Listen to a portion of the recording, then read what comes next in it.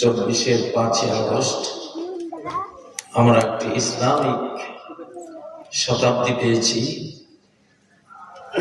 সেই দিনে শুধু বাংলাদেশের পরিবর্তন সাধিত হয়নি, সারা পৃথিবীর পরিবর্তনের সূত্রপাত হয়েছে ইনশাআল্লাহ। কারণ শতাব্দী এজন্য বললাম, মুসলিম উম্মাহ সর্বোচ্চ 1 শতাব্দী পতন অবস্থায় থাকে, তারপর তাদের উত্থান ঘটে।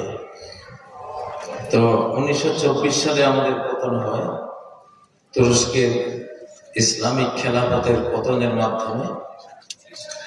সে 1 শতাব্দী শেষ হয় 2024-এ এসে। অতএব আমাদের আর পতন নেই, আলহামদুলিল্লাহ।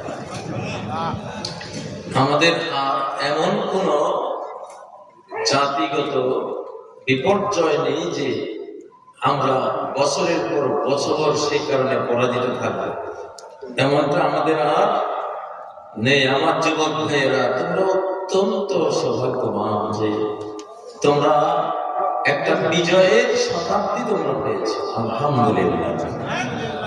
আমার যুবক বয়সে এটা আমি পাইনি। আমরা আকাঙ্ক্ষী ছিলাম, প্রত্যাশী ছিলাম, কিন্তু তখন আমাদের পতনের শতাব্দী শেষ হয়ে যায়নি। তো আজকের যারা তোমরা আছো যুবকরা, তোমাদের সাথে আমরাও আছি, বৃদ্ধরা, তোমাদের যেমন সৌভাগ্য আমাদেরও এটা বিশাল সৌভাগ্য। অন্তরের অন্তঃস্থল থেকে বলো আলহামদুলিল্লাহ, আলহামদুলিল্লাহ। একটা তাকবীর দিবা, একবারে শীত যাতে উড়ে যায় একেবারে। লিল্লাহি তাকবীর, নারায়ে তাকবীর, আরো জোরে নারায়ে তাকবীর।